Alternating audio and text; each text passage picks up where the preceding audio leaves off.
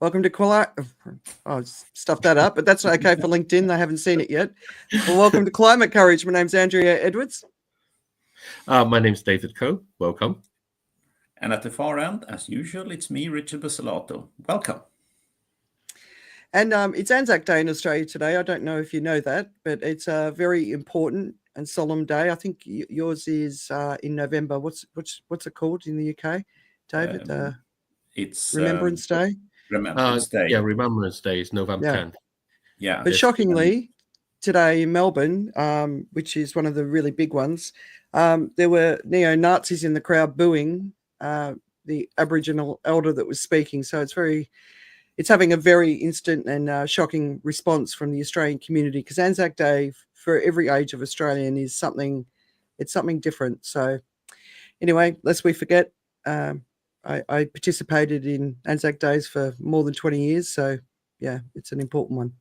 It's hugely important. And as the generation sort of now coming towards the end of their lives in the last global conflict we've had, becomes even more important, because soon their stories will not be around to be told firsthand of what actually the world is capable of. Yeah. Well, unfortunately, we keep adding new generations to the marches, right? Because we never seem to learn our lesson. It's always a bit depressing. But today we're going to talk about lots and lots of climate news. But before we do that, we're going to talk about the legacy that the Pope has left behind. And this is David's idea. It was a great one. We didn't advertise any special guests when we put the event out because we didn't have any at the time. We were going to talk about the colonial heritage of sustainability. And at the last minute, we changed to the Pope. So we've got two very special ladies with us, but one has blanked out her screen. So you might not want to introduce Claire first. Oh, there she is. Okay, David, handing it over to you to introduce the two very special guests. So Richard and I have had great pleasure in meeting Claire and Lorna, Claire Westwood and Dr. Lorna Gold. And they've both been very much involved in the part of the Laudato Si movement, which comes from Pope Francis. And Pope Francis reached out very soon after he became Pope to the world to say that we have to care for our common home, and this is something which we each have to do. Is an essential moral duty for us, no matter where we come from and what it is. And Claire Westwood is the regional director for the Episcopal Commission for Creation Justice for Malaysia, Singapore, and Brunei, and with the mission of advancing justice and resilience for all creation, both human and nature. And she works with people throughout the region to build a movement of ecological citizens, raising awareness, encouraging independent and collective action, and integrating the message of Laudato Si into the action and consciousness of the local communities and churches. And Dr. Lorna Gold is the executive director of the Laudato Si movement. That's a Catholic movement coming from Pope Francis' encyclical of the same name, which calls on all people, and Catholics in particular, to care for our common home, to achieve a climate and ecological justice. And she was the CEO of Faith Invest, helping religious groups to invest their money in line with their values, as well as working previously within policy circles in that way. So her experience is very extensive in all those areas. So let's pass it over. So we're going to start with Claire because she has limited time with us. So Claire, what I think at this moment with the passing of Pope Francis, not only is it a very significant and sad event, mournful event for the Catholic Church, but for the people who have been inspired by him within the concerns for our common home, how would you describe what has happened in the first case and how people reacted? Well, although he had been sick for a while, it didn't come as entirely a surprise, his passing, but it's still a shock. I think people are still reeling. There's a lot of grief. There's a lot of sense of loss. There's a lot of concern whether his work, the work that he worked so hard to do to transform the church, not just in terms of ecology, but in so many other ways, would that will that work continue? But at the same time, I think those of us who have been so converted by Francis, and the work that he did and his messages, I think that there is this conviction that we will continue, regardless of whatever happens. The work has been so deeply instilled. Laudato Si is, well, this is the 10th year. So we've had a lot of time to work on it. It's had a lot of time to make an impact. And I think it's the encyclical that's made the most impact globally, not just within the church, but beyond the church. So there's a sense of conviction that we're not going to give up, we're not going to stop, and we're going to live up to his legacy and continue his work. Claire, I was just going to say it might be worth what it is, because there's obviously people who could be listening who are not Catholic. Do you mind explaining it? Sorry, again, Andrea, what do you want me to amplify? Explaining Laudato Si. Oh, okay. Laudato Si was an encyclical, a letter that the Pope wrote to the whole world. It was the first encyclical letter that he wrote to all people of goodwill. Usually when he writes an encyclical, the Pope writes to Catholics. It's within the church and it's usually about doctrine and so on. But this letter was different. It was written to the whole world, to all people of goodwill, and it was on care for our common hope. Laudato Si comes from a prayer said by Saint Francis of Assisi, who is the patron saint of ecology. And the full term is Laudato Si mi Signore, meaning praise to you, my Lord. So Laudato Si is short for that. That's the name of that letter. Okay. Sorry, David. And do you want to describe a bit about, what the content of the letter talked about and how that has helped you with, the kind of work you've done, and what have people over these 10 years, from your experience in the communities you've worked with, how have they taken that up? I think Laudato Si, one of the messages of Laudato Si is everything is connected. So what the Pope attempted to do in the letter is to connect different sectors of the world, agriculture, corporations, politics, economy, and so on, into one holistic picture and connect it to our relationship with the earth. And so I think the word ecology suddenly became like a new term, although it's not a new term. It became like a new term in the church. And before that, people would speak about the environment, But the environment is something which is always external to a person.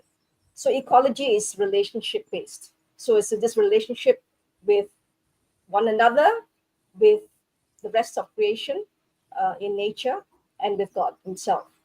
And he also raised the flag about justice, that it's not just about tree hugging, it's not just about conserving biodiversity. It was about this whole call for justice, that we have to integrate questions of justice in debates on the environment and on ecology. And I think that was a very powerful call, because it made our mission, it sort of centered ecology into the church's mission. It's always been there. It's always been there from Genesis. So that's the first chapter of the Bible where it which talks about God creating the earth. But I think many Catholics, along the way, we sort of lost track of that. We sort of lost track of the fact that we were supposed to be stewards. We were supposed to be shepherds of creation. But Laudato Si brought that back all in and connected us with the rest of the earth and made it key to our mission, that we can't just be humanity focused. We can't just be human focused. We've got to be creation focused, and their creation is just as important as anything else. So I think what he did was to stir this mission and to rejuvenate the church in this way, and to broaden, to expand our mission of building God's kingdom of earth, God's kingdom of love, justice, peace, and so on. So would you like me to expand on any particular aspect? So obviously with Lorna, we can go into the sort of the more global sort of message, but you're sitting in Asia, and obviously in Asia, Catholicism is not the predominant religion. We see countries like the Philippines, and there's 3 potential, or maybe 2 potential front runners for Pope from the Philippines. As far as the work that you've done in this region, because obviously to be successful, it can't just be within the church; it has to be wider than the church. Do you want to talk about what you've done? Because you said earlier, it's been 10 years, obviously, since 2015 when he first published the encyclical. What have you seen that's happened? What are you proud of? What are the impacts that we're already starting to see? Because you and I are in this region. We're seeing the pollution, we're seeing the degradation. A lot of the new buildings and construction and mining that's going on is ripping up rainforests in countries like Indonesia and Malaysia, where you are. So what do you see? And I mean, how do you keep your hope with all of that? Okay. Well, the work has been two-pronged. One is within sort of this ecological conversion within the church itself, Andrea. Because as I said earlier, I think we were very anthropogenic. We were very people centered in our approach to our religion. And then occasionally we would remember about the rest of creation. But Laudato Si changed that. So I think the first thing that we did was to capacitate Catholics, to educate, to raise consciousness about the messages and calls of Laudato Si. Laudato Si talked about what was going on in the world and went into why. So he connected the whole issue of sin. I think, in secular circles, we don't normally mention sin sometimes because not everybody believes in sin the same way. But for Catholics, that had a very important message, that abuse of the environment, abuse of the earth was a sin. It came from sin, from greed, from selfishness, and so on. And then he gave us a vision. He gave us a vision, and he connected the gospel with our faith, with the message of ecology, the message of Laudato Si. And he gave us a vision of integral ecology, that is that everything working together holistically, and directions for the way forward. So our work was, first of all, to transform, to impact the faith of Catholics themselves on how to see ecology in a new way, how to integrate it with our faith and everything that we do. And the second prong was really our connection with civil society.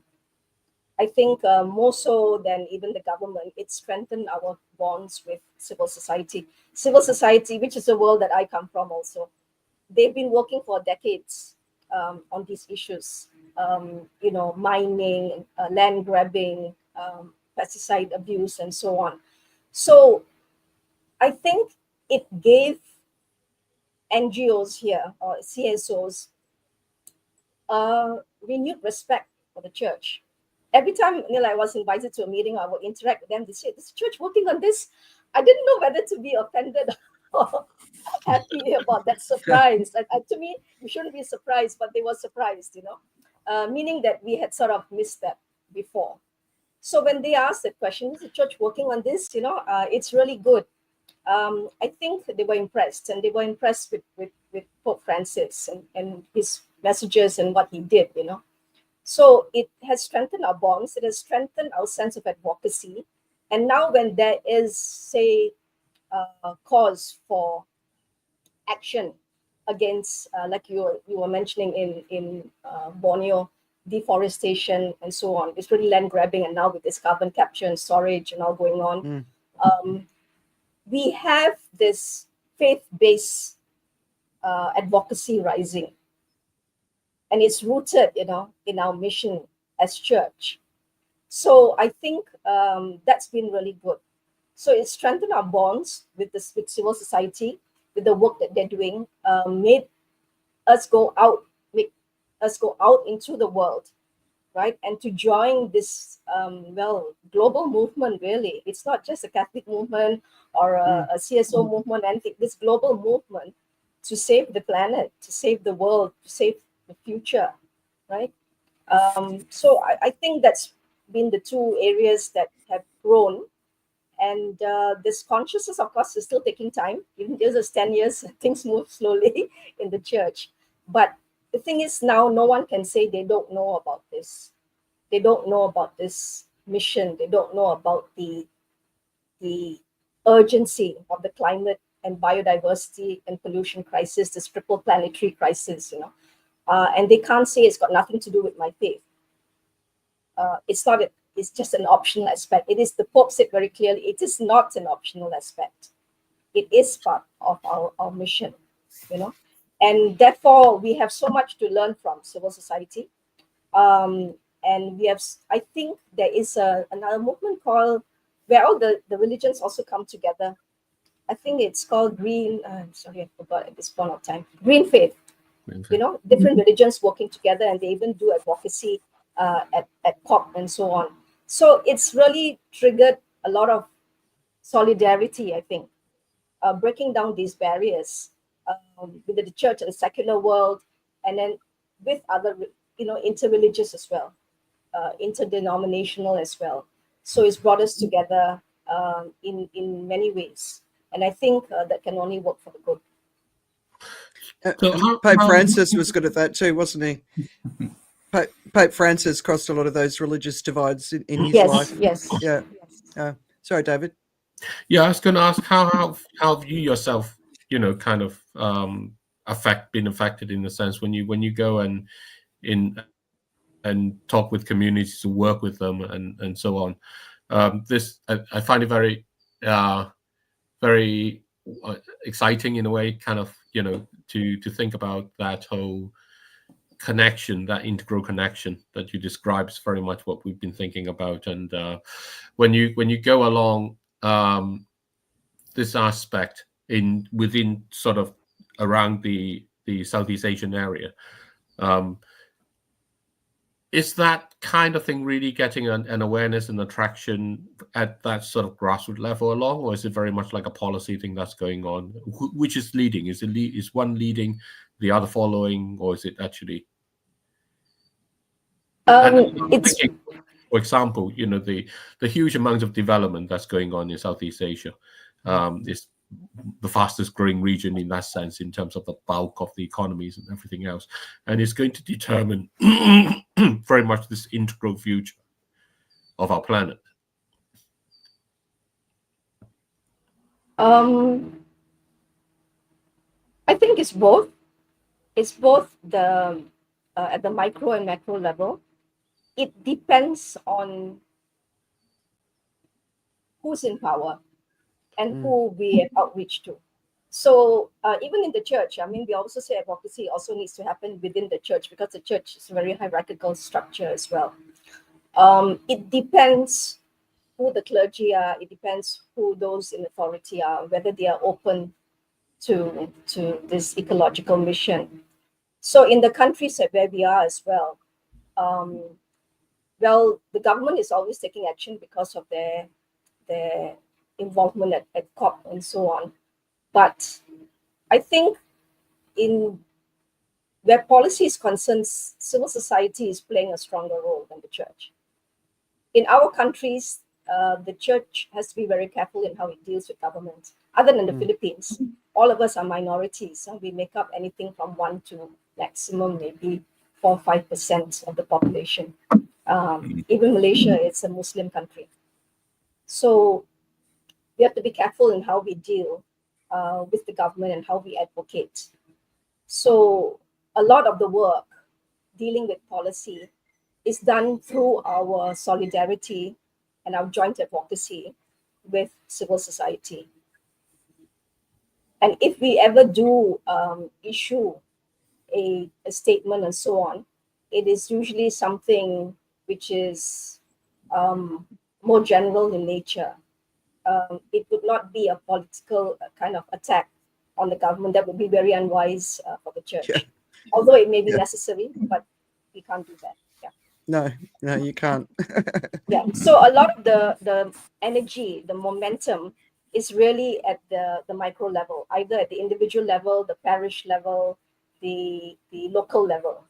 And if you have a policymaker who's open to dealing with other religions and so on, then we can do things. We can work together. We can have joint activities and so on. And that's really been happening a lot, you know. But So, like I said, it's a good platform for us to work with others. so coming out of the pandemic, we're obviously seeing a lot right across Asia, countries sort of basically trying to get their economies back in shape. Obviously, tariffs haven't helped. Weena, who we interviewed in Thailand for the Clean Air Act, she's lost her funding through USAID. I just saw that the other day, which is a real shame because she's doing amazing work. So you said you were working with NGOs. Have you had a lot of the NGOs impacted by these cuts as well?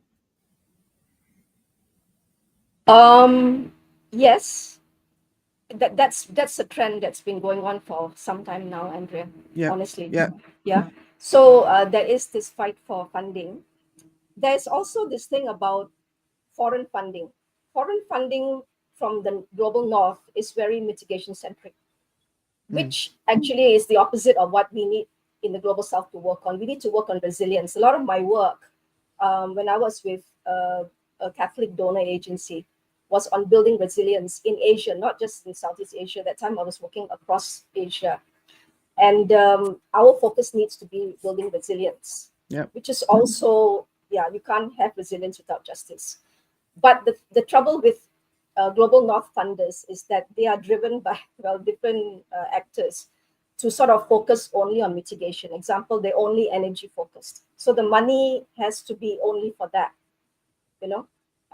That's a problem that a lot of people are facing. So what we're doing is trying to be creative. I think the funders also appreciate that. We've given them that feedback. They do understand, but they're also bound by their funders because funders have their own funders as well. Okay, so we have to be creative with how we get that money and how we use it to make sure that it serves the needs of the people in terms of building their resilience. And at the same time, yes, we will also work on mitigation, although it is not as pressing or as urgent or as even as a moral imperative as building resilience. Yeah. When about things like that, there was just an article the other day. In one area of Malaysia, they could be dealing with severe floods. In another area of Malaysia, at the same time, they could be dealing with extreme heat events, right? So when you're talking about adaptation, it's about, I mean, even Singapore's had some pretty tremendous floods just in recent weeks, and this is a resilient place. So, you know, when a place that's prepared is still struggling to cope with some of these, I mean, and we know that Singapore will get its act together and it'll sort it out, but it's always the poorest. You know, every time I saw the floods in Thailand or the extreme heat, it was the poorest, always.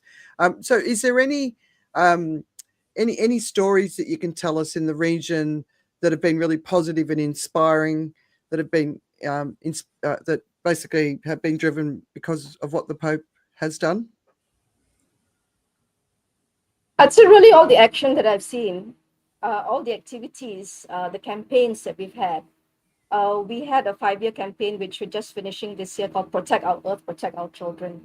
And it's been driven throughout all the dioceses in Malaysia for the last 5 years with different themes each year. And as of this year, we're starting another 5-year campaign with the theme of Regenerate. You know, it's Protect 2.0. And it's been accepted and approved for all dioceses in Malaysia, Singapore, and Brunei. This may seem like small steps to you, but they are big strides for the church to take up this campaign at the bishop's level and to drive it throughout. And when bishops drive something, it means that the laity have to follow, you know. So in that sense, sometimes the hierarchy can work to an advantage. Okay? And really the activities I've seen, they blow me away. From the smallest in the villages, people are doing something to celebrate either planting mangroves, or they are doing some composting, or they are doing some repurposing. or they are saving a patch of forest, or they are giving workshops, they are translating, they are marching on the roads.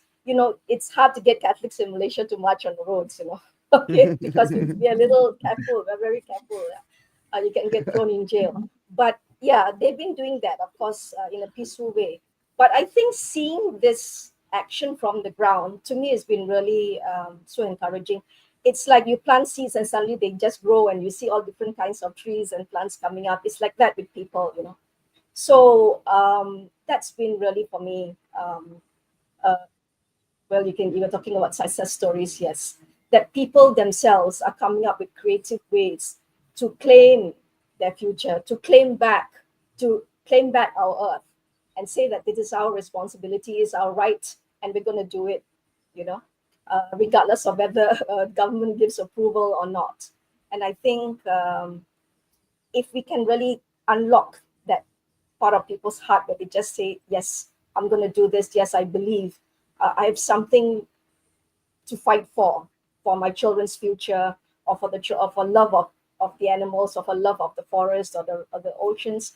I think really that's the key, to us being one with all. If that single message can permeate everything we do in the church and beyond the church, across all barriers, I think that's where our salvation is. Nice. That's very, very, very hopeful. Very, really, really positive. I think that's amazing. And I know you need to go in a few minutes, but just to sort of finish off, I think the question that's sort of in the back of my mind, in the back of many people's mind, is: will the future depend on who is Pope? How do you feel that as to what people feel? There are some sectors of the church that are very traditional and oppose Pope Francis quite adamantly. I think everyone knows that. If you get a very, very conservative Pope, and he does not pay so much emphasis on ecology, I think the work will still continue with the people who are already doing it. However, it might slow down efforts to expand the work throughout the church in terms of policy. Having said that, I also have this hopeful expectation that the new Pope will not discard or will not drop the work that Francis has done. I think at the very least, he will encourage people to continue. It might be that he has other areas of focus, more than ecology. But as long as he doesn't negate it, which I don't think any Pope will do, I think the work will still continue. All he needs to do is to fan that fire that's already blazing a little bit, and the work will grow. Because I think people, once you see something, you can't forget it. And I think people are already seeing.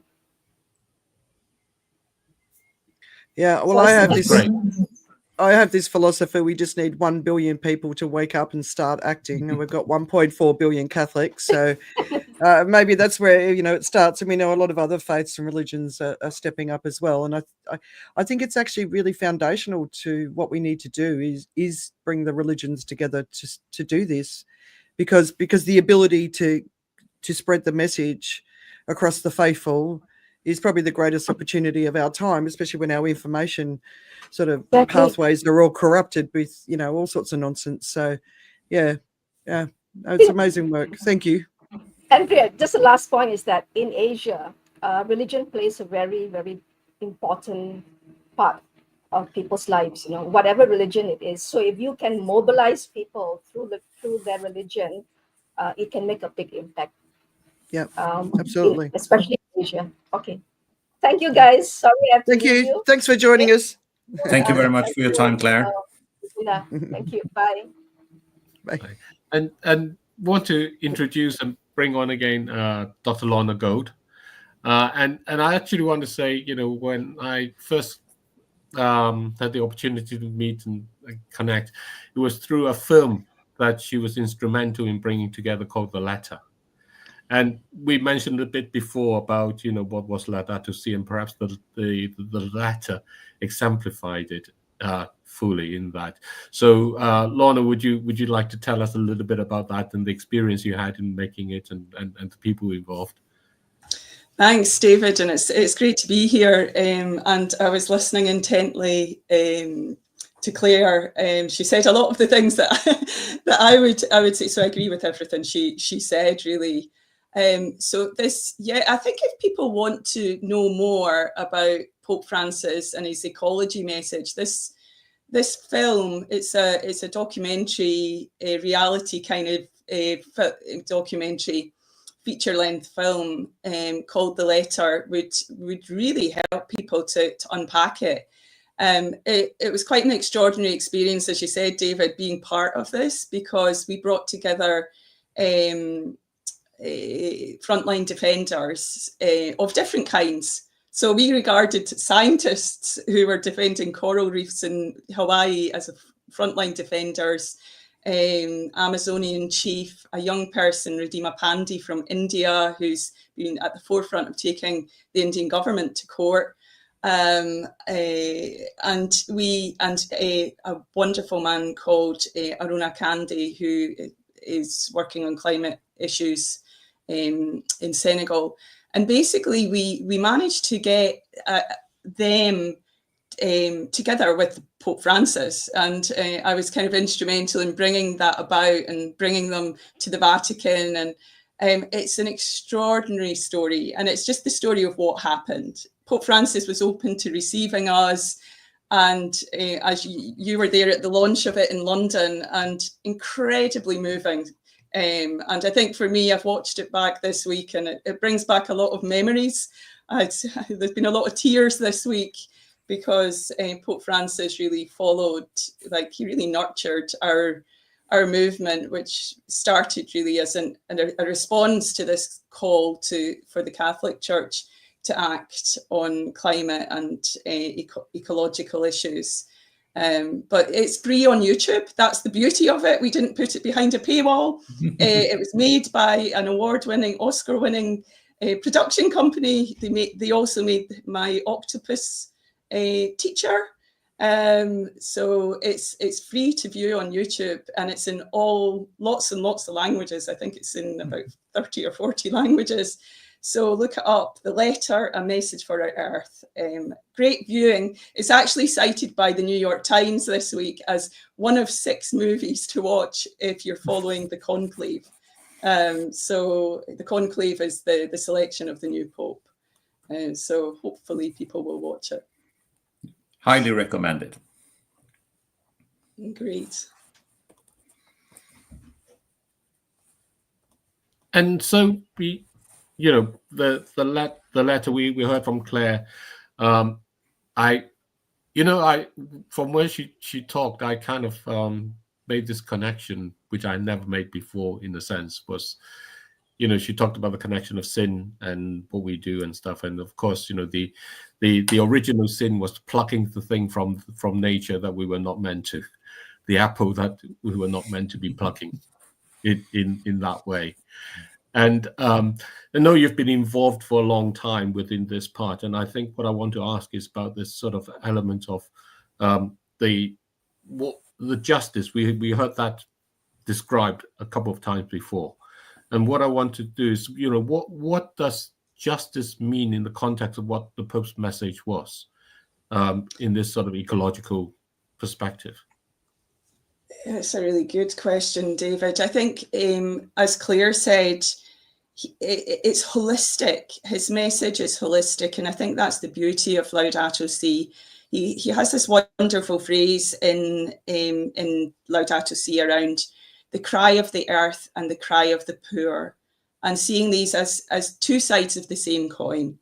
And the fact that, we see it, we cannot, looking even politically, you cannot tackle the climate crisis, the ecological destruction, unless you tackle economic structures and inequalities. Even just the fact of energy transition, to take one point, is such a hot topic. It's you can't talk for the divestment or end of fossil fuels, especially in the global south and in Africa, unless there is a shift towards a new kind of economy, and there is a change of perspective which enables addressing all the inequalities that go with that energy shift. So Pope Francis has always been very strong on that, and the need to end fossil fuel dependency, but also to shift the way that we think about the economy and the way that we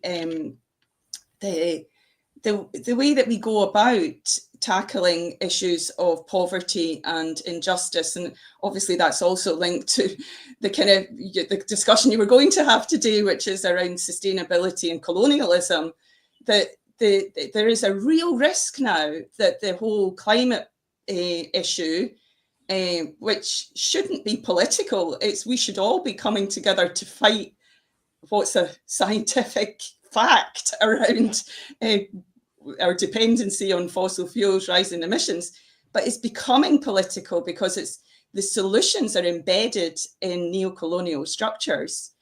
So the challenge that Pope Francis puts to us is it's complex in many ways because it's multifaceted. It's about system change, but it's also incredibly simple in terms of where that starts. With a shift in our underlying sense of what it means to be human, the anthropology that underpins that, the need for a new universal consciousness that underpins that.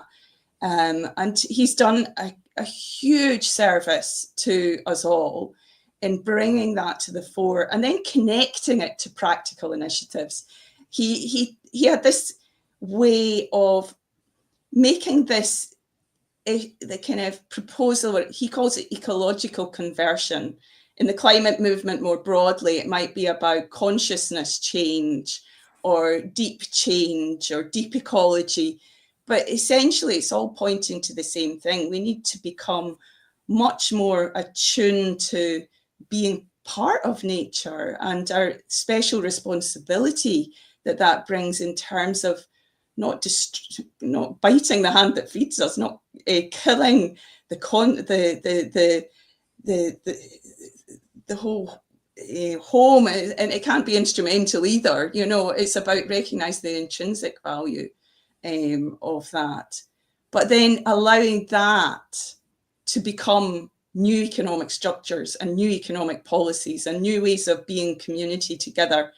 And I think one of the things that would be really interesting, maybe in a future podcast, if I can suggest one, is the whole initiative around Economy of Francesco, which has run in parallel with, or it's connected to Laudato Si movement, but it specifically focuses on young economists and training young economists in this multifaceted, integral vision of Pope Francis. And that's gaining lots of strength across different parts of the world. And I guess making the borders of this vision that Pope Francis had porous. I think this is one of the interesting discussions that's going on in more theological circles on reflecting on his legacy. Like he often addressed all people on the planet. So then it's a porous kind of church. The vision extends way beyond the borders of the Catholic Church. And certainly in the messages I've received this week, many of them are from the leading lights in the climate movement. And all of them are gathering together later this afternoon online for what will be an extraordinary tribute featuring lots of names that maybe people wouldn't associate with church or religion, scientists like Johann Rockstrom or others, who want to recognize this contribution that Pope Francis has made in terms of Yeah, lifting up the universal mission here, all people on the planet, was a phrase that he kind of coined in Laudato Si. Nice. I love what you're saying. I just wanted to ask you, as executive director of the Laudato Si movement, how big is it now? Is there a number you can put to it? Exploded. It's exploded, and I think one of the things that interests me, like, I love this phrase that that a forest grows in silence, and I think this is what gives me great hope, is that the media has missed this story, really. I mean, largely missed this story. The deep roots that Pope Francis, in the 10 years, because we're 10 years this year of Laudato Si, the deep roots that have been laid. And so, to give you an example, our movement started as a campaign to get the church, after Laudato Si, to get the church to engage with the climate, with the Paris Agreement. And we were very successful in mobilising signatures, but it was a single issue campaign, really. But in that process, we found lots of people like Claire and like others in different parts of the world who just, like, this was their passion. They were Catholics, they were people of faith, and this was their passion. So we started to kind of connect with each other. Thankfully, it coincided with the age of multimedia and online connections. And after we got the Pope involved in the Paris Agreement, he was very instrumental. Lawrence Tubiana would speak to that, Christiana Figueres. He even phoned up world leaders in advance of the Paris Agreement just to offer his prayers and say, I'm watching, I'm watching you, but I'm praying for you. I'm praying for you and the success. But after the Paris Agreement, those of us who were together, and I must mention Thomas Insua, who was a young Argentinian man who really was the one who spearheaded all of this in 2015. He felt it like a vocation, a calling, to kind of spearhead this whole effort. But we knew we couldn't we kind of thought we'd go back to our day jobs after that. You know, we were all in employment and whatever, but we couldn't let it go. And that was the genesis of what has become a multifaceted movement. It was in 2020, during the pandemic, that Pope Francis renamed us, or he blessed our new name, let's say. We moved from being the Global Catholic Climate Movement, which is quite a mouthful, although it does say what it says, you know, to becoming the Laudato Si movement. And it was a recognition of the need to have a multifaceted approach to this. And since then, the movement has, through our education program, our online education program in particular, which trains local leaders, it's called the Laudato Si Animators Program. It's free to everybody. It trains local leaders. And through that, the movement has grown in local communities. And now we have 80 chapters across the world. We've trained around 30,000 local leaders. And each of those leaders, as part of their training, has to then bring about a local project. So many of the projects that Claire was mentioning, they engage with their local communities, their bishops, and then they start their own little circle of people in their parish or whatever their community is. And then we have, besides our local grassroots, we have almost 900 affiliated Catholic organizations. So these could be like the Scouts, they could be multi-faith movements like Focolare movement, which is spread across the world, the Jesuit networks, and they also are multipliers and do the same thing and connect with us, especially at big moments. And we've had very great successes, I think, in engaging the bishops, the Vatican. We work very closely with the Vatican on some of our programs, like the Ecumenical Season of Creation, which Pope Francis instituted in 2018. So it's become embedded in the church. And I think, to me, that gives me great hope. The church, the Catholic Church, is the hierarchy, of course, but it's more and more the people of God, the people of the church. And over the centuries, I mean, Saint Francis of Assisi wasn't a bishop. In fact, he was probably the biggest thorn in the flesh of the church at the time. So the Franciscan movement, the Jesuit movement, Laudato Si has seen a great awakening within these movements, and it will not stop now. It's unstoppable, this movement. There's a real sense today in the Pope passing that he has passed on the baton. And over the past 10 years, I've been lucky enough, I mean, so blessed to see how Pope Francis followed our movement, nurtured our movement, met with us regularly, supported us.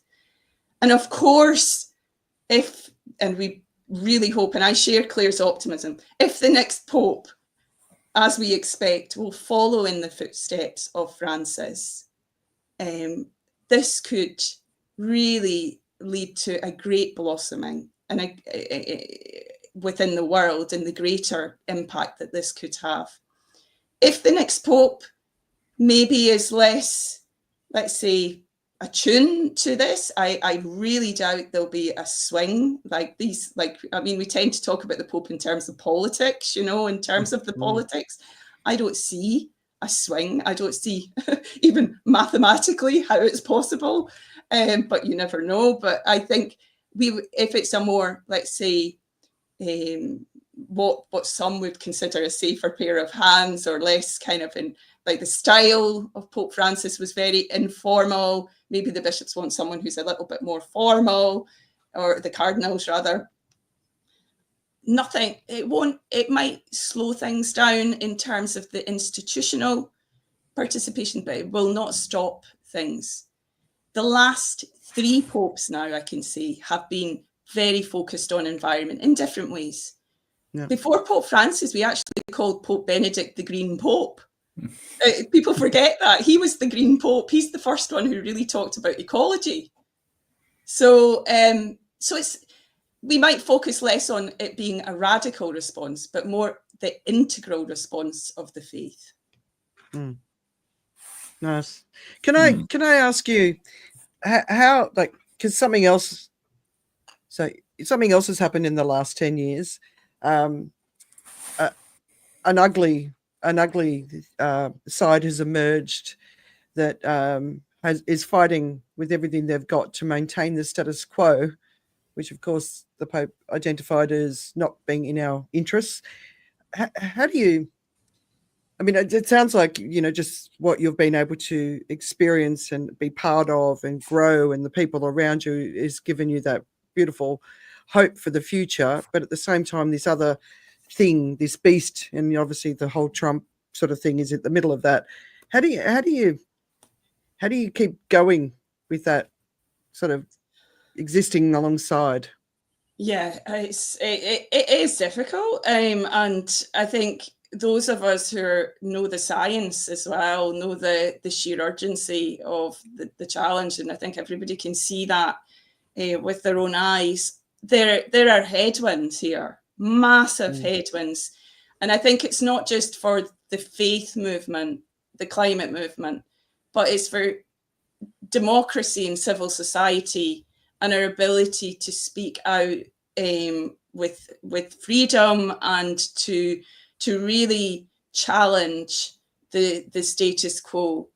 And I think we're under no illusions that those who want to defend, for example, the role of the fossil fuel industry in particular, they won't stop at anything, it seems, to silence opposition and to silence those of us who are on the front lines, defending Mother Nature and defending our children's future and those living in desperate poverty.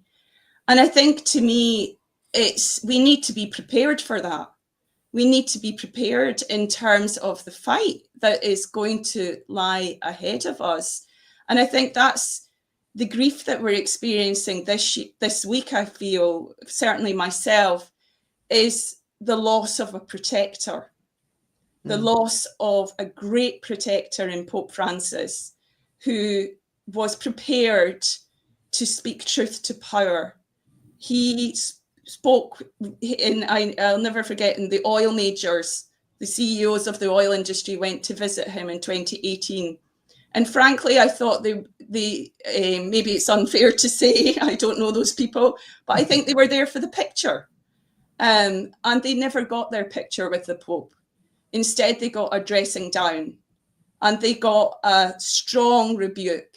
And the Pope said in his speech to them, fossil fuels need to stay in the ground. And I think that he, more than anybody, was a protector of those who speak out for injustice and for protection of the earth.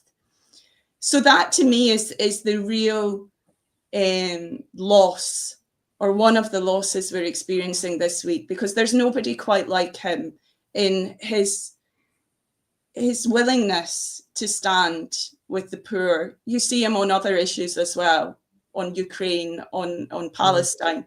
He stands with injustice. And I think that is really, there's a great loss there, and we can only hope and pray that whoever comes after him will provide that. I think one of the ways that we need to move forward is through working very closely together with different people in the environmental movement and the broader movement, a great global movement for fighting injustice and calling for a new. I love the work of Joanna Macy, and I think it speaks really to what Pope Francis is talking about the great transformation that we need. It's not a bit here and a bit there, but we're being called to change our ways, change our society, our economic, and we have the tools to do it, and we know what we need to do. Largely, it's about mobilizing the grassroots, mobilizing public opinion, and mobilizing political leadership that can bring those changes forward. So I think working together is really, really key, and in very practical ways, bringing multi-faith groups together, allowing ourselves to feel uncomfortable. Often I would say that working as a person of faith in the climate movement can be a really uncomfortable space, because on both sides there are preconceptions.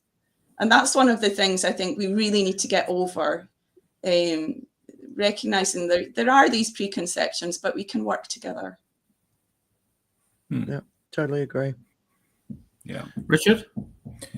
Yeah, I find it fascinating what we've been talking about today. And I honestly think that we are underestimating, despite being here, the impact of the selection of the next Pope will have. Because he is, or was, a huge pivotal figure from the moment when he picked his name and the direction he laid out. And for people who don't share the Catholic faith, I think he brought the Catholic Church into the modern world in a way we have never seen before, where they became part of everyday life for people who are not necessarily Catholics or not even Christians. And the fact that he took the stance he took on a lot of social issues, again, reinforced that he wasn't a man sitting in his castle far, far away, addressing people a couple of times a year in Rome. And it's a huge decision the cardinals will have now in which direction they go. And while I share Claire's view and yours, I don't think people who are committed to a certain direction will change. I think it matters much more for the people of not Catholic faith who the cardinals decide to go with.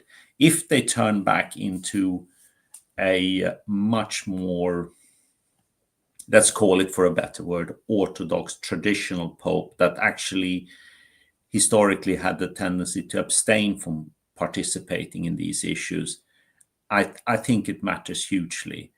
I don't think you need necessarily to go with the most progressive of the candidates, but I think there is a real risk that you are slowing the influence that actually happened during his 12 years as a pope in broader non-Catholic society will slow if you decide as an organization to go with a more traditional Orthodox. And I know that's not necessarily the correct word to use, but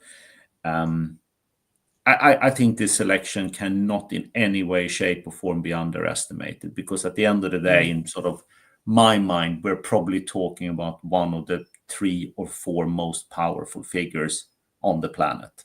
That very, very few have that amount of real, tangible power that the Pope has, because you have a liberty that no other people really have to say what you want and within reasons do what you want. That is very, very few people who have that ability to change, shape, and drive messaging across the whole world. Yeah. So I think this is a pivotal moment. Absolutely. I agree. You know, when I'm listening to you, so I hear a lot of people obviously criticizing the Pope. I'll take you off, Richard, so you don't feel like you're stuck in the middle. Criticizing because, you know, there's no progress on women as priests, there's no progress on LGBTQI plus rights. Some people say there was, other people say there wasn't. All of these issues are important to people, but the bigger issue that I think that he tackled was ecological and social justice together. So he called it integral ecology, which is the term he used. And I think that's important. And the other thing, Lorna, when you were talking, like when I think about us moving ahead, I hear a lot of people arguing, looking back. And I always say we've got to look forward. So I always use visual metaphors. That's how my brain works. So it's like the whole world's watching Asterix and Obelix have a fight with the Romans, and Dogmatics is jumping around the side, right? And that's all the people that want to keep the status quo, and everyone's fighting and screaming, and we're all around the edge looking at the fight, just like in a schoolyard, everyone's watching the fight. And what we actually need to do, because they're not going to stop, what we need to do is stop giving them all of our attention and start turning around and looking forward and saying, what do we want to create together, regardless of religion? Because the other threat of religion is always going to play a very important part in what happens in the coming decades. But whether it's the fundamentalist kind, which is all about repression and lack of social justice and not caring for the poor, you know, that's not the religion that I want to see grow in the future. I want to see the inclusive religion, the multi nomination. You know, like I interviewed someone in Uganda who's working with refugees, and they're sending out messages that go to the mosques and the temples and the churches, and they're all working together. That's the future, and that's what I felt that Pope Francis, because I was raised Catholic, but I rejected Catholicism for many reasons. I am happy. People have tried to convert me back, but it was the institution that I rejected, not necessarily all of the ideas. And Pope Francis was the first pope that spoke to me. Yeah. So, you know, so I definitely honor that. But I think let's move forward. And there's if you can get away from the fear and the anxiety and the panic of understanding where we really are from an ecological perspective, because we are in a very, very bleak place. We've got to look ahead and say, what do we want to create? And let's try and create it. And let's try and take care of as many people as we can while we're doing it. Because to me, that's the path where we don't have to sink into despair and fear and all of those sort of things. And eventually those people that are screaming and yelling, they might fade away, they might not. But we can't keep giving them like all the media attention. Think of the last 10 years, who got the most media attention? Was it Pope Francis and the work you've been doing, or was it all this other stuff, right? I want to jump in a bit and maybe bring back to Lorna in this sense. You know, kind of Andrea mentioned about looking forward in that way. And last year, Pope Francis had an interview with 60 Minutes, the US kind of current affairs show. And he was asked about climate change, and he says, you know, we're past the point of no return. It's sad, but that's the fact. We kind of have to face the fact on that, as it were. And given that we are past the point of no return, and given this sort of, I feel from what you're describing about the passing of Pope Francis, I feel very much like, you know, when my own father passed away, there was kind of like a moment of growing up in that sense, even though I was quite old at that point. There was that part where I now have to go on myself in that way. So to go forward, to look ahead, what would you say? What are the things that are kind of exciting you about with this passing to go forward in that way, which I think, as you were describing, is almost like, you know, the Laudato Si movement is now being set forward and say, you go now. Exactly. I mean, I think what really excites me, I don't know if excites the word, but energizes me, is seeing how the movement has really grown at the grassroots, and how there are now communities right across the world who are really embedding this in their daily lives, in the lives of their communities, and have great support from their bishops, and working collaboratively with other faiths, building those networks out, and building that common vision. So that really excites me, to see that happening, and to see those. Well, I think we've laid foundations, and it's like those foundations in the next decade of Laudato Si can really bring lots of fruits in terms of the regional kind of impact that the movement can have. And then I think, obviously, like at a global level, it's about building those coalitions for change and working across faith communities together. I think, as we've said several times today,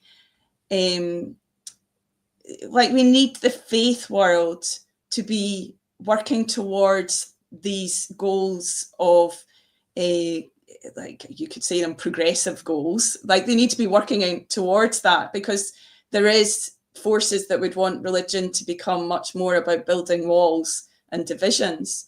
But working with those faith leaders and structures at the grass tops level, and there are many of them, in order to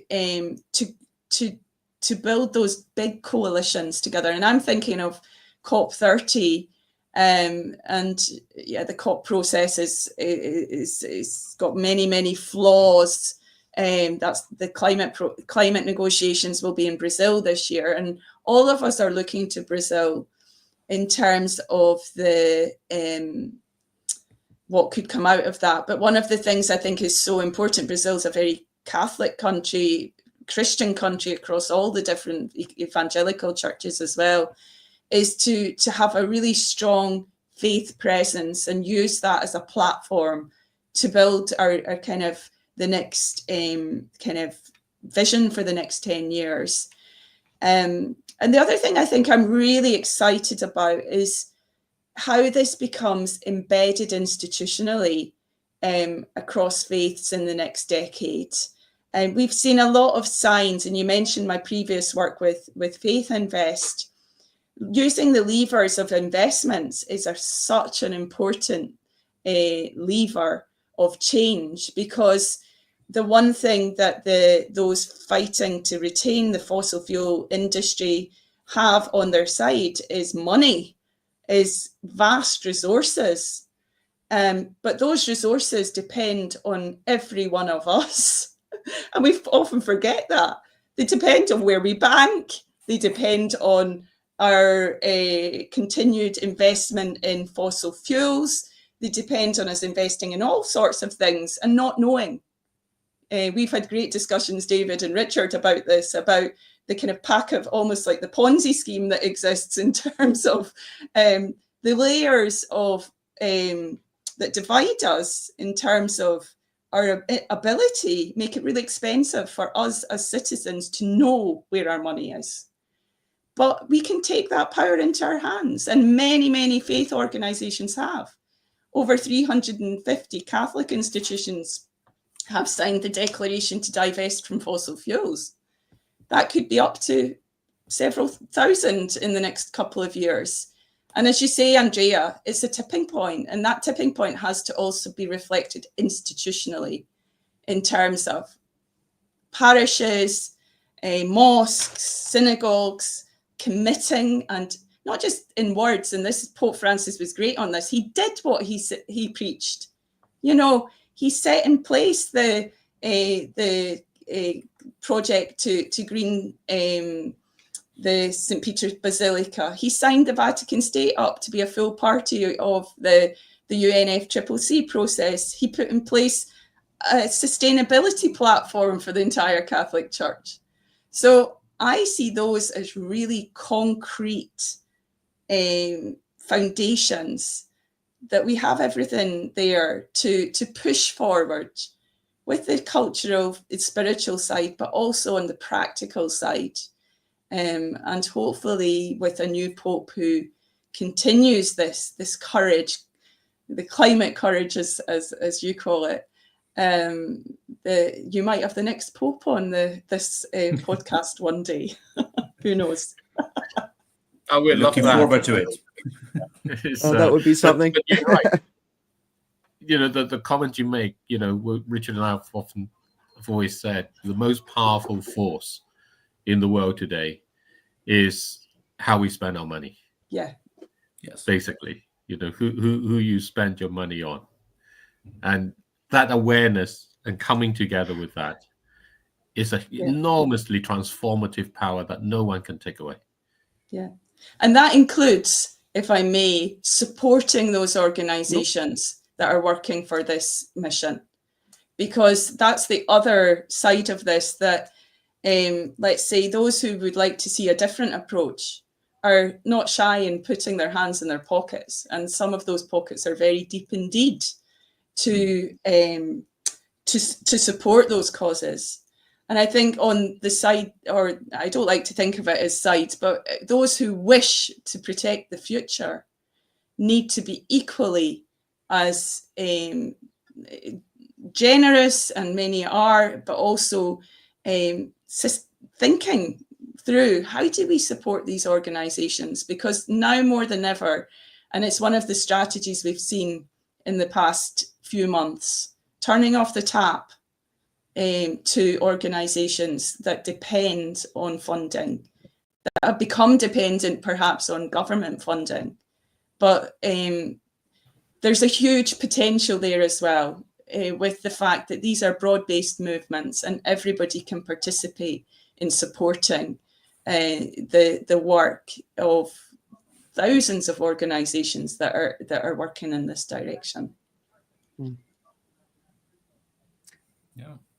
Fantastic. All right. So, Lorna, do you need to go, or do you want to stay with us as we go through all the other stuff that we're going to talk about? I probably do need to go, because we're preparing for this webinar this afternoon, and I need figure. to interview people beforehand. But great to be with you, and hope it won't be the Thank last you so time. much.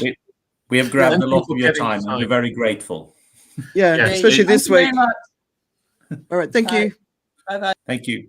Thank you. Oh, wow. Well, thank you for getting both Lorna and Claire on. That was fantastic. Really, really fantastic. Yeah, it's a pivotal moment, and so many ways, right? yeah, and David is probably more familiar with what the timeline looks for on the conclave, but I think it is a huge decision about to be made, because of the actual reach the Pope has, which is virtually unparalleled in the world. And therefore, it is a decision that matters in some sense in which direction the Catholic Church is about to go. So should not be underestimated, because like we said, everything is connected in the world. And the connection between what the leader of the Catholic Church decides will be the path to take will have huge implications everywhere. So when I was listening to what everyone was saying about it, it just really struck me that I think if they select a pope who is not aligned to a vision for the planet and social justice, I don't know. It could be my last gasp of hope taken away. Because that would mean it, like, I don't know if you're seeing what's happening in India and Pakistan with the 26 tourists were killed, right? Yeah. It's I mean, India and Pakistan ever truly going off and going into war has always been one of the world's greatest threats because it's nuclear, right? Risk. So seeing this happening right now, while everything else is happening and all these other sort of, it's like all the men in power are being very badly misbehaved at the moment. And we need to pull them into line and get them to grow up and start acting like adults and behaving in a way that's appropriate for where the world is, So I don't know. So the Pope's selection definitely is, for me, it's a very, very important signal. Yeah, it's because the way I see it and the interconnectivity of everything that's going on in the world, if you take away religion and sport, those are the only areas of life where you have reached into everyone, regardless of your situation and geographical position, because they matter to everybody. If you go to church, you meet people you will never, ever meet otherwise, because they're not frequenting your circles. They don't live in the area you live. And if you go to watch a football game, probably the same thing will happen. And that means that the actual factual reach that the leader of the Catholic Church has is virtually unparalleled anywhere in the world. And that is where the real power lies. Because, what would Google be prepared to pay to actually be able to reach all these people? Or what would Apple be prepared to pay? It would be multiples of what the value of those companies is. So the real power for the man in the ivory tower is really, can you connect with 1.4 billion people? And I think Francis did that in a way, certainly in my lifetime. And beyond. Exactly. Yeah. That's the next step. I think the Pope will always connect with Catholics, not necessarily as closely as Francis did, but you will not connect beyond, because previously I think popes for people of other faiths were seen very much as a resident of the ivory tower. And that is unbelievable power and opportunities for the world. Yeah. Right? If they decide to go with someone even more progressive to continue his path? I don't think that's super likely, but I think it could happen. And it's a pivotal moment, hugely important for the world at large. Yeah. One of these other big turning points. Yes. Right. So since our last, I figured we'd just do a few more stories based on what time we have, but we haven't spoken since Liberation Day. And I think I think a lot of my friends are very happy to have access to two people that actually understand the global economy through this show.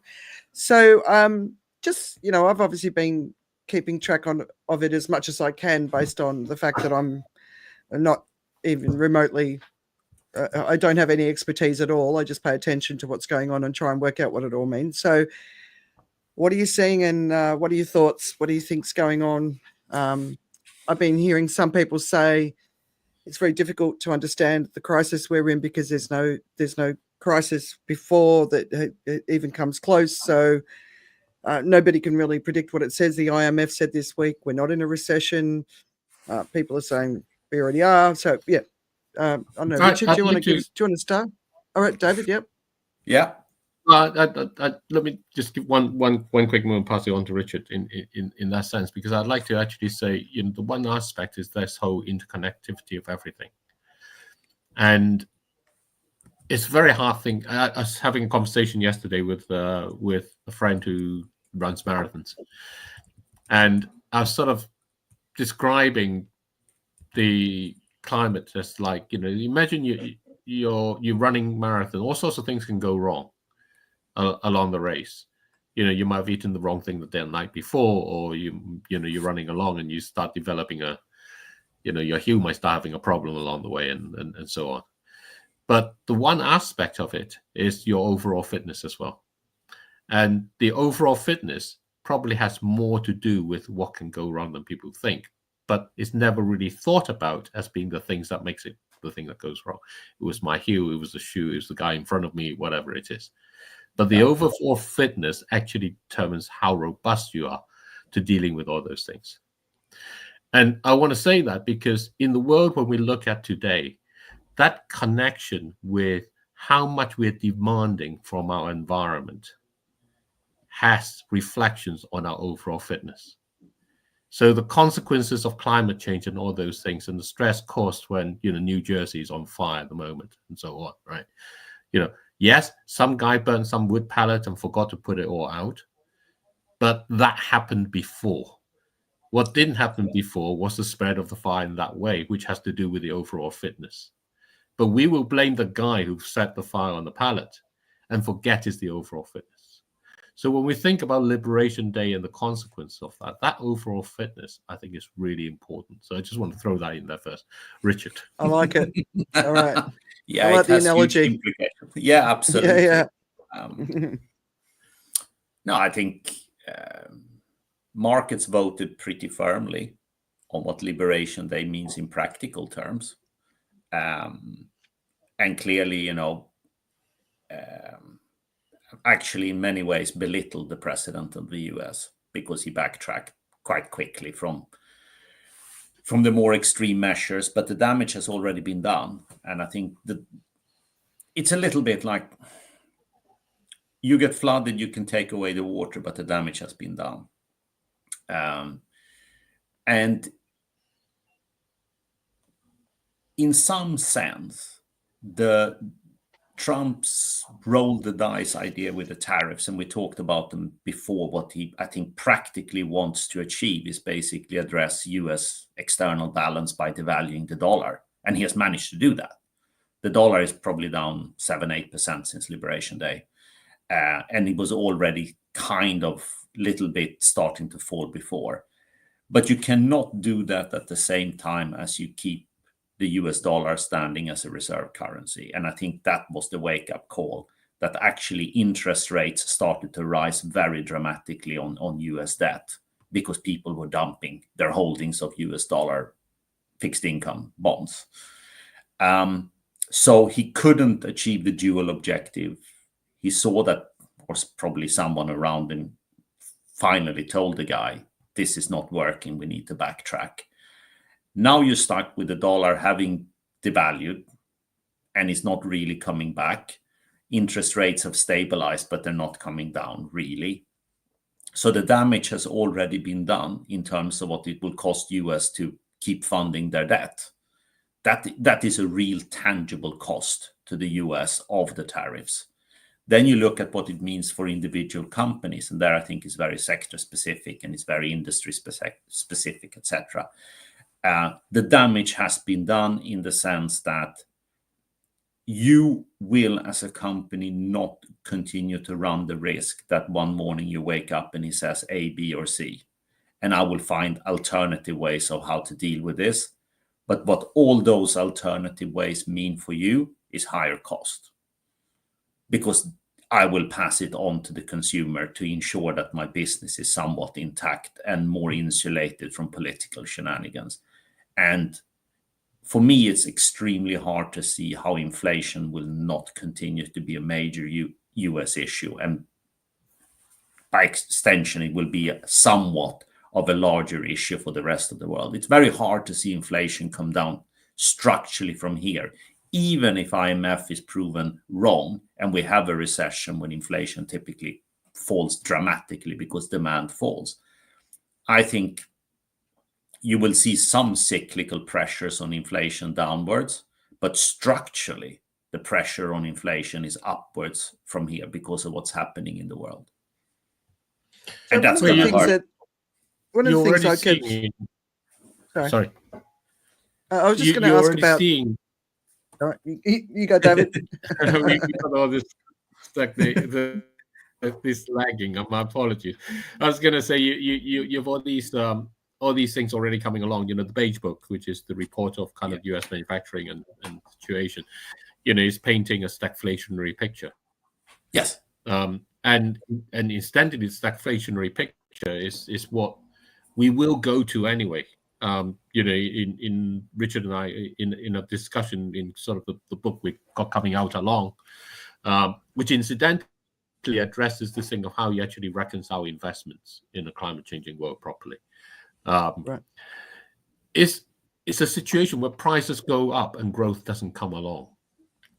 People at the moment, we're going to see that, and what Trump has done is to bring forward a reality that we will fall into. I think that's important. So I want to kind of bring a different perspective to this, to say, when the world's biggest consumer decides by itself to go on strike, and the world thinks we're consuming too much anyway, it is in many respects a reaction you actually want in that way. Yeah. You just don't want it necessarily coming in this form, but you never quite get the answer in the form you want. The aspect of it is you are running, the world's governments are running out of money. They don't have the money that they can't support all of the expectations people want. There are better ways to do this. There are more kind of cohesive ways to do this, rather than just go along and get, you know, a billionaire to go and say, you know, promote himself and cut everything as an answer to it. There are ways to bring about better cohesion along. The rest of the world are always going to respond back by finding a different way to work together. And we shouldn't forget that. And it may And that's what I was going to ask about the rest of the world. Like, so we're obviously hearing a lot about the BRICS, the economic system adapting to not being, what is it, US sovereignty. What are you both saying there? It's good to see Vicky here. Hi, Vicky. I think the inevitable fallout from US unilateral decision to basically trying to massively devalue the dollar and at the same time help their finances, because they will raise some money through the tariffs, even though it's not clearly enough to address US budget deficit. The external sort of reaction will be closer cooperation, or should be, if people are rational. So I think there is a huge potential to accelerate trade for the rest of the world with each other. The problem you have on aggregated level is that US consumes, you know, a lot more than the rest of the world can absorb. So you will, like David say, have to see a slowdown in production if US buyer is on strike. You're basically producing too much. Historically, that is a very deflationary environment. But because of all the structural impediments that we are seeing and are being enforced also, obviously, by the climate, this is a huge cost for production everywhere. I don't see inflation coming down. I just cannot see inflation coming down when the structural pressures are all up. And it introduces a massive cost for the consumer, which will lead to a lot of discontent. Yeah, so I don't know if you've got a child or a cat there, David. Yeah. But so in some ways, when I look at this, I mean, everything about this is, if I was an environmental president, this is exactly this. I mean, I might obviously not handle it in the same way, but what's happening is not a bad thing when it comes to the environment, but it is a bad thing because the way it's going to ripple out and impact people is not going to, it's certainly not going to achieve the social justice aims we were talking about. So, you know, from that perspective, you know, it's the speed of it. It's very erratic. All the economists that I'm following can't make any sense of it. So there's false names. Navarro, apparently there's some other person using the names backwards or something. It's all sorts of weird stuff going on. So what about that sort of stuff? I think it's complete disarray. That is my inevitable conclusion. You can say that the president had planned this all along. I mean, it's simply not true. This is, I wake up in the morning on the right-hand side, I'm going to do this. I wake up on the left-hand side, I'm going to do that. It is completely erratic, and policy from the US at the moment is in complete, total, utter disarray. I think what's there are a couple of things that's kind of important in many ways to remember. The first is that coming out of COVID, there's a huge kind of inflation burst, and part of that was because of basically people fearing that inflation and hoarding up. So we had people who were builders who were buying up the bricks for the next year and a half of building that they may do, because they were fearing for that price increase. And of course, what that does is raises the price.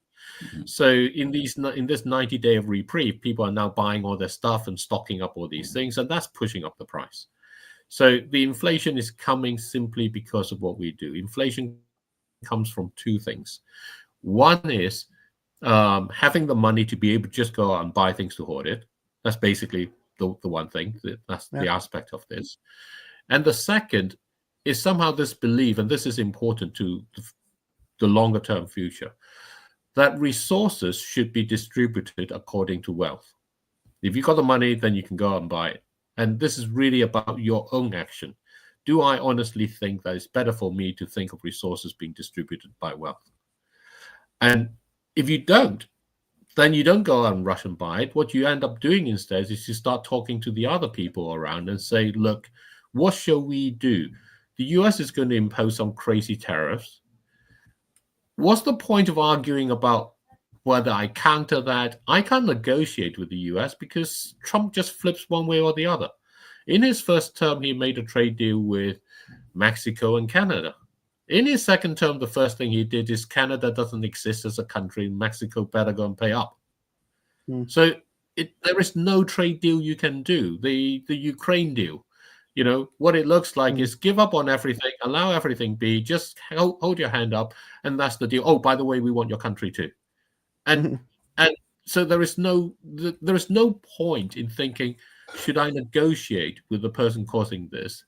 The sensible action is actually to go along and say, we need to form better relationships with everyone else who still wants to play with us. And that way, we don't have to fear about hoarding everything up. We don't have to distribute the resources according to wealth. Now, it's a basic economic lesson somewhere within this. This is really is part of our game of Thrive, the potato universe, where there is just potato capital or social capital and social capital. And the balance between the two is how you manage to get ahead and still have friends. Whereas Trump wants you to think about trying to get ahead and find out you have no friends. Yeah. Right, so for the average person out here who just doesn't understand, like, or can't make sense of it, what can they be doing? So working within their communities to get prepared is what would you recommend? Especially financially. What should they be doing to take care of themselves? You need to think what you actually genuinely need and anticipate how you can have the money available for that. So what that means is stop spending just on a whim. Start thinking about what you genuinely need, and then decide how much of that you want to have now, how you can anticipate going forward with that. And the other thing, which we haven't talked about, this is the essence of stagflation. You're going to lose your job. That's the reality of it. No job is safe. So many people thought, I work for USAID, I work for NOAA, the national agency for looking at the weather and predicting all the things that comes along. No job is safe in that way. So therefore, actually, start thinking about what my skills are, how I can actually communicate my skills to people, how I can therefore ensure that I can have something else along in that way. Because the world which is being squeezed by the climate, where the fitness to sort of run that marathon is disappearing, is one which requires you to actually have a better structure around yourself. You need to get fitter, because the environment around is not going to provide that for you. It's so interesting because I was listening to 75 in the last Great Depression, 25% of people lost their jobs. Mm-hmm. But then I've been spending time with some senior leaders, and every single hiring decision before it's made, the question is asked, can AI do the job? So I think there's actually two sides to this now, right? That makes it even so that 75% keeping their jobs last time in the Depression, that could be a significant difference with AI in the mix as well. So there's a number of threats that we're facing, right? And then there's the industries that exist because of the bigger industries, the pampering industries, the local shops, the local high streets, all those sort of things, which we already destroyed anyway. But so the implications are very wide. So coming together, families coming together, supporting each other, I think that's another, financially, that's another opportunity. Yeah. But, I agree with what you're saying. And I think that there is down the line, as we talked about, because we are in an unprecedented environment at the moment, you cannot use historical data to predict what tomorrow will happen when you are in uncharted territory. And that is climate and the crisis that we're facing. And then you couple it with fairly seldom occurring events, like the US rolling out the biggest tariffs for 100 years plus. That makes it virtually impossible at the macro level to predict and say, oh, growth is going to be 1% or growth is going to be 1.5%, or maybe it's going to be negative. We just don't know. Any guess is the best guess. But given all the structural impediments you have in the world, I would always err on the side that it will be worse. And on an individual level, what David is saying is hugely important. It matters how you spend your money, and it matters how you gain your money. I think this is going to raise the prospect for a lot of people that maybe if you are totally reliant on one single income stream from your job and you lose that, you are in a lot of trouble. It's a lot easier said than done, but there are probably some ways by which you can multiply your income streams even though they are lower. And that would be very important, just like your outgoings. If I am going to buy everything from one place and that place shuts down, how am I going to get the goods I need to survive in the future, particularly if you're not living in the city center of a major town?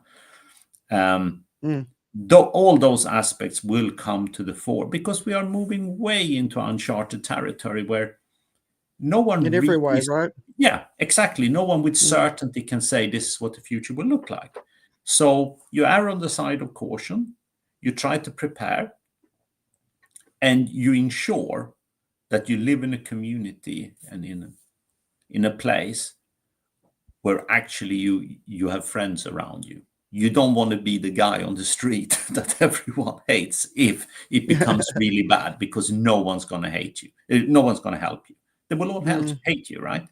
So it, in some sense, maybe we should be grateful for Trump and his policies to really turbocharge this movement that will have had to happen anyway.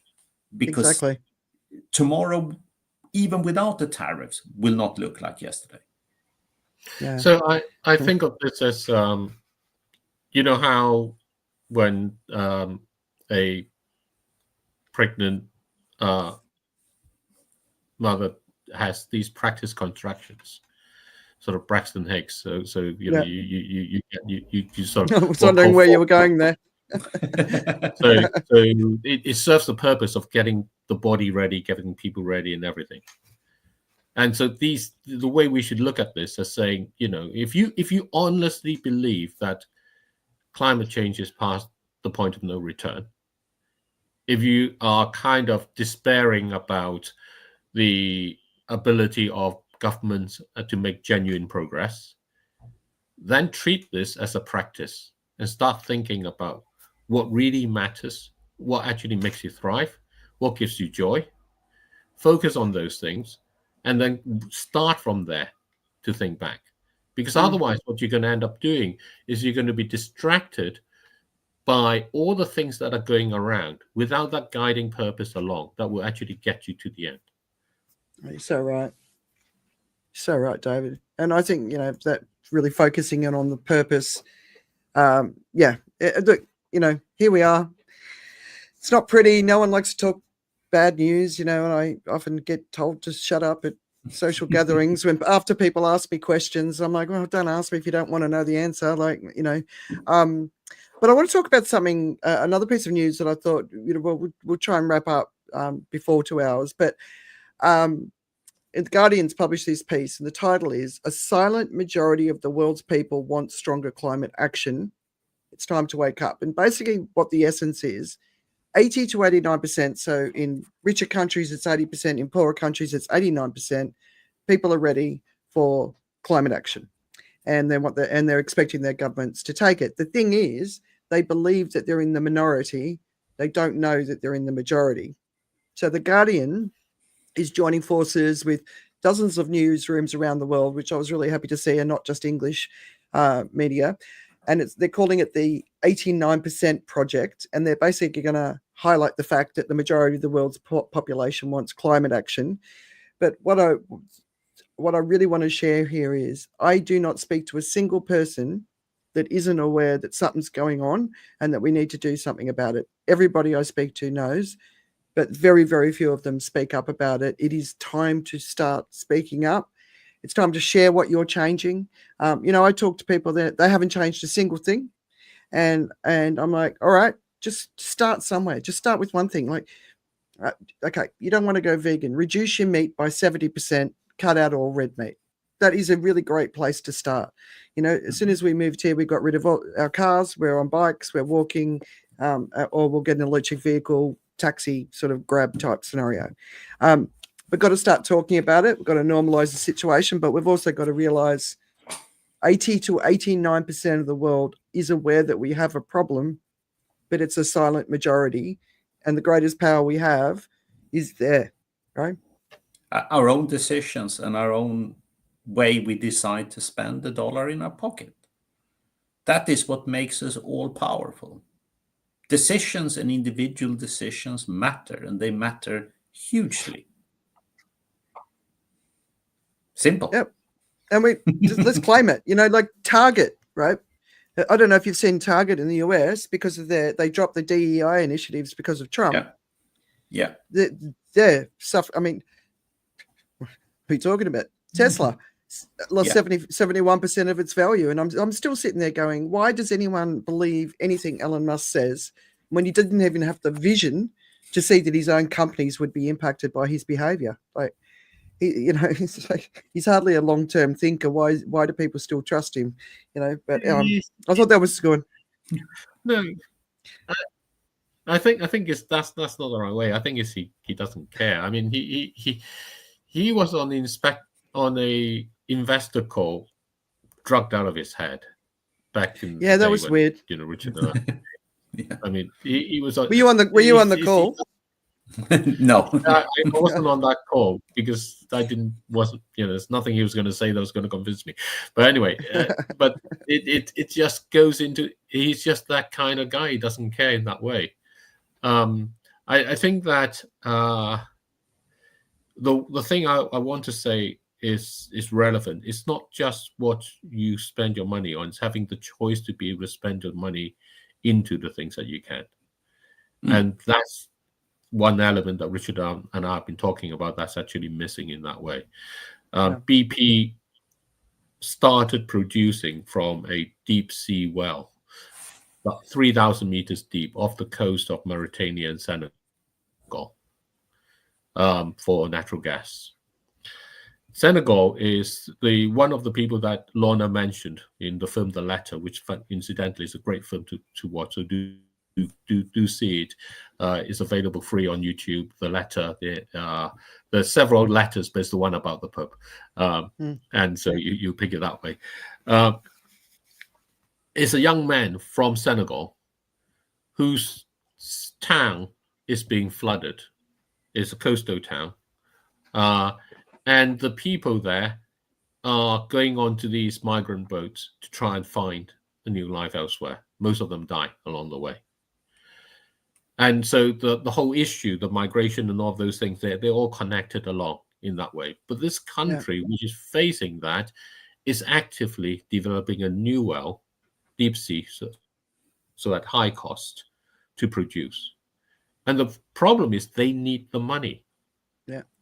So we actually need a new form of approaching the climate finance where you're willing to buy that oil before it is extracted, buy that gas before it's extracted. And I'm sure if you do that together with the Senegalese government and the Mauritanian government, they can have you in as a partner of a new form of a sovereign wealth type fund. Norway got rich out of the oil from extracting and selling it. That gave it, Norges Bank, the world's biggest sovereign wealth fund, or one of the world's biggest sovereign wealth funds, to invest in other countries and other places so that its people benefit. Senegal can do the same with money that actually people can actually be part of that fund and be part of those investments, but investing in businesses that will pay you back for investing in that way. If you don't think about that as a way that you can actually deliver the value of oil and gas and coal that people see, that owns them, that needs them in order to face their current adaptations and their current needs in creating businesses and other things, so the jobs and all of those things along, then what will happen is they will be extracted to do that job, to serve that purpose. So in terms of the choice you do is more than just simply how you can change your habit. It's how you can reconcile the whole of the business, the whole of the investments, so that the more that investments happen, the more oil, gas, and coal are kept in the ground. That's not happening at the moment because all of the things that needs it, the money that needs it, comes from extracting it and selling it. And then that then feeds onto the rest of our economy, to jobs and everything else. So turning it around the other way is really crucial. Yeah. All right, David, while we've still got here, I agree with you. Trump is also threatening the Keeling curve. Can you explain what that is and why it's important? This is hugely important. This is in the 1950s, Charles Keeling. I think might have been his PhD thesis type thing, is deciding to measure the amount of carbon dioxide in the air. I can't quite remember the reason, but it wasn't for climate change at the time. No, it was for something to do with farming or agriculture, wasn't it? It was something to do with weather patterns or something. Yeah. And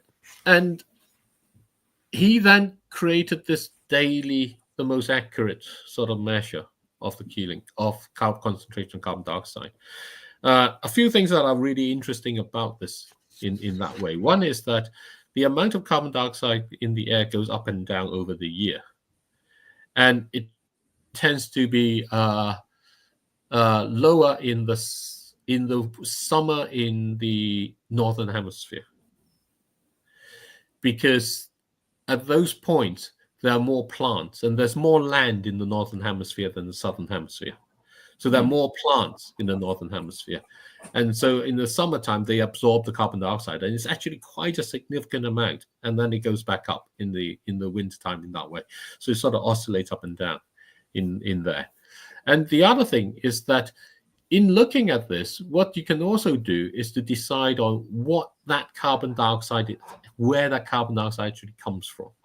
So if it comes from the plants absorbing it and going up and down in that way, then the type of carbon, the atoms themselves have different types. Basically, this is kind of what people call the isotopes. So they have different types of it. It's like, basically the same, but one is kind of, this it's like, think of golf balls being made by different manufacturers, right? in that way. They're all golf balls, you can all hit them the same, but they're made by different manufacturers, and some prefer others than not, and so on. They're also from that same factory in China, right? Yeah. Yes.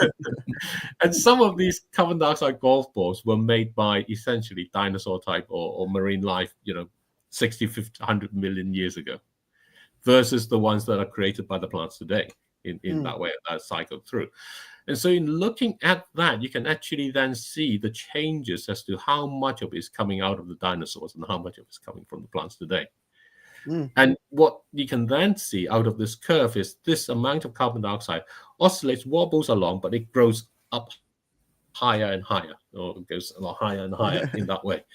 And the higher and higher element of it directly is related to these ones which have been made by the life that was here 60 million years ago.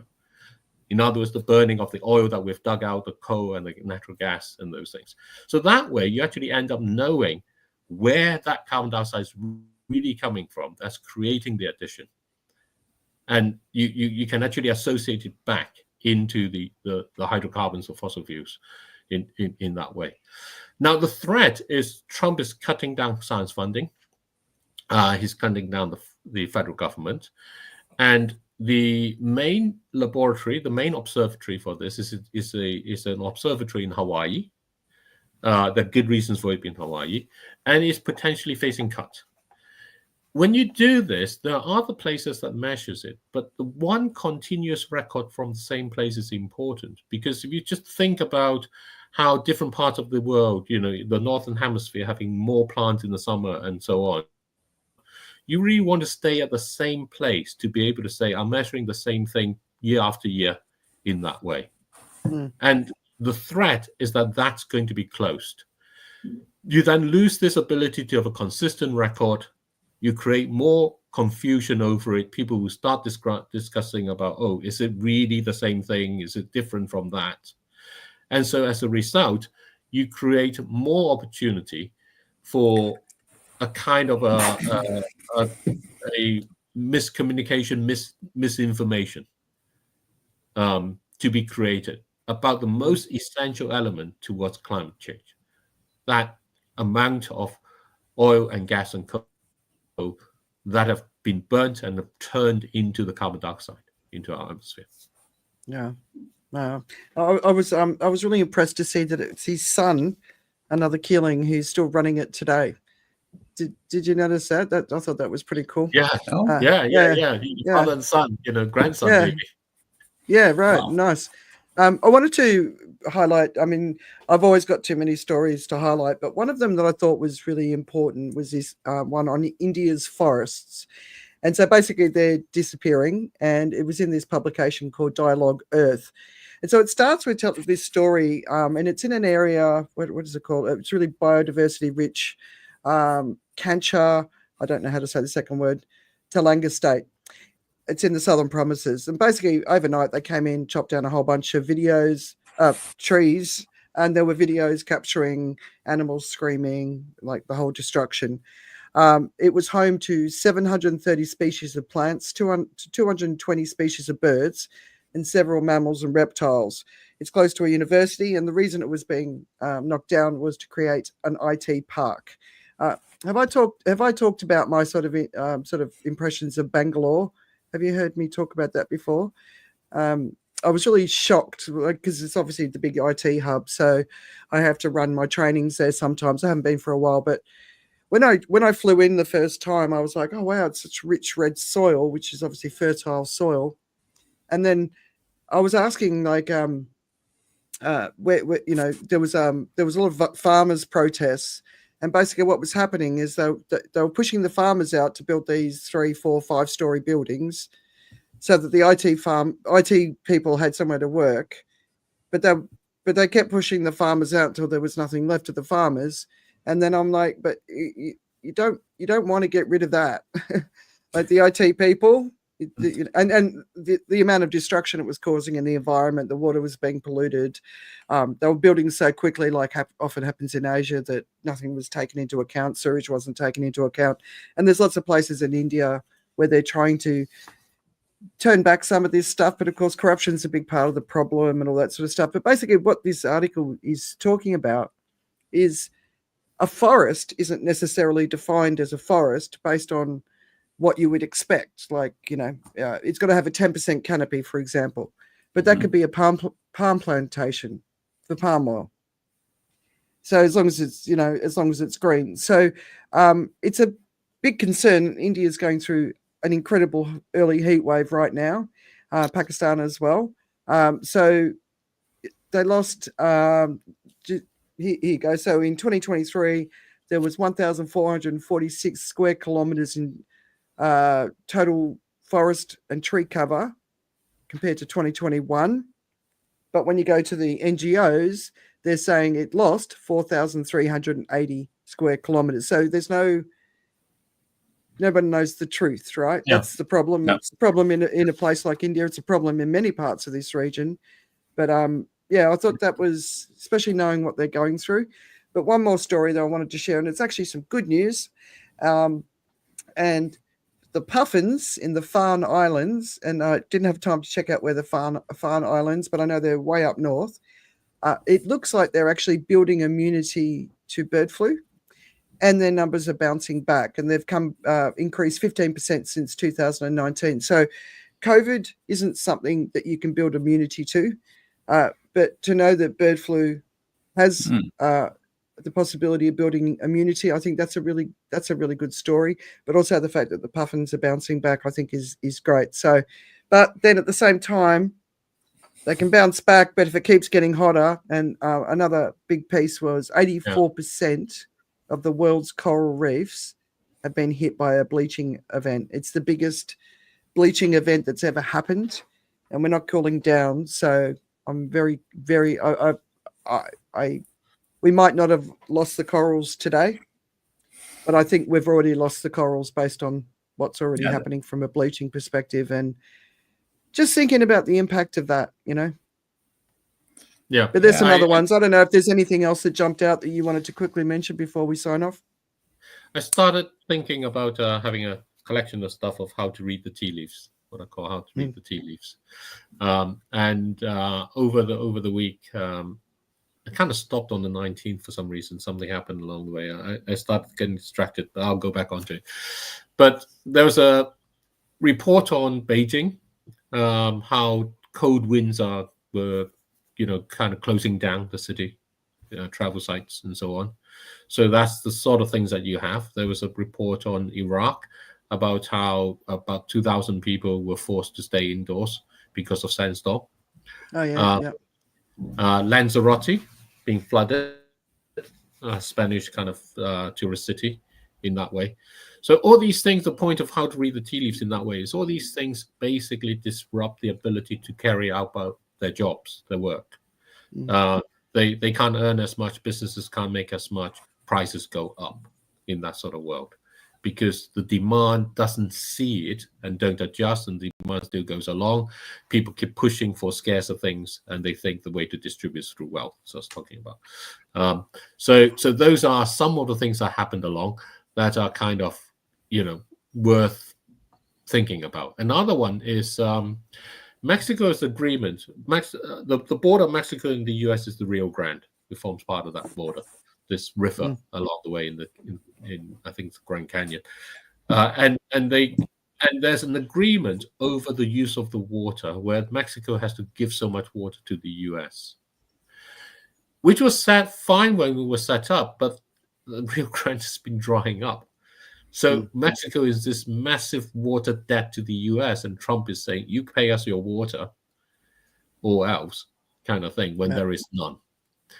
Now, there are loads of situations of this kind going on around India, Pakistan, around that region as well, coming off the Himalayas in that way. And they are all going to get accentuated as we go on through. And again, all of those things have implications on the economics. They are kind of basically structures that people have built that depended on an environment that doesn't change. And when the environment does, we're going to find actually we come into conflict. The first response typically is not to say, oh, is the environment is changing, we need to come and think about how we live. It tends to be, I want that from you because I've told my electorate that's what they're going to get. So to the silent majority, if you went out there and asked people what they actually want, many of them would probably want to say, no, we don't want to go to war over this. We just want a better way of resolving what we need in that way. So to the silent majority, 89%, that's kind of what your voice actually is. Yeah, no, you're so right. It was funny because it's not funny. Over the Easter weekend in Australia, but sort of talking about how things have shifted and things have changed. 7 people died on the coastline, basically New South Wales, southern Queensland, northern Victoria, in drownings over the Easter weekend. And it was because of crazy seas. Now, this is the Anzac ceremony in Melbourne that I referenced when we first started. I heard a journalist say it was warm and balmy. Anzac Day is the first time you really feel the cold of the season, always. Easter changes, but Easter this late, it's cold, but it wasn't. It wasn't cold. It was warm. It was hot. So more people were on the beach. 7 people died. It was a record. And to me, it was also symbolic of how things have changed, how seasons have changed. But what you were saying, the reliance, we need leaders who are going to stand up and go, this is the path we're on. How do we resolve this path without war? Because if we go to war, we're just going to accelerate the collapse. So have you seen any sign of any adults in the room yet in the political circles? We're waiting for a conclave. Yeah, I'm not holding my breath on that one. I think it's pretty unlikely we'll see that. Oh God! Then all right. Well, we've got to have him, otherwise we've really got no hope. All right, there's loads and loads more stories. I obviously put everything in the weekend reads, so I update that every day. I don't know if you guys know that. So if you ever just want to keep up with the various things that are going on in the world, I try and sort of track it all globally as much as I can. It's based on the time I've got, but yeah, it's pretty grim out there. But we'll keep an eye on the conclave and see if we get someone who can continue Pope Francis's legacy. That would be good. Yes, Yeah. I saw the 2 popes. That's great, right? I have to watch the conclave, and it's great. So I also recommend anybody who kind of wants to think about this to see that, because it's lovely. There's this bit in there. So obviously it's about the 2 popes, and there's all this thing about God speaking to you and all the rest of it. And there's this lovely bit about how they all, both of them are kind of like saying, I was waiting for the voice from God, kind of thing. And they think the voice from God should say one thing, but the reality turns out to be quite different. So I think that's important. The most, and the whole thing is built apart this, where they both want to resign, basically. Yeah. Imagine wanting that job. Ugh. Yeah. I don't think you're supposed to want it. I think that's the point, right? Yeah, I think that's what they said at the beginning, right? Sort of. And I think it's actually what we need from our leaders today. We need to be voting for and putting in place leaders who don't actually want the job.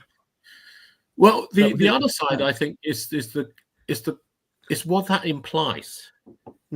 If you're talking about wanting leaders who don't want the job, then what you're talking about is a form of leadership that empowers individuals to take up their own responsibility, to welcome their own accountability. Because the leader is not going to take that. It's not the leader who wants to lead is the one who wants to say, the buck stops with me. I'm the one who's accountable. I'm the one responsible. Therefore, I can mandate and dictate the following. Yeah. But the one who doesn't do that is actually the one who then says, you vote for me because you want your own accountability. Now you got to do the thing.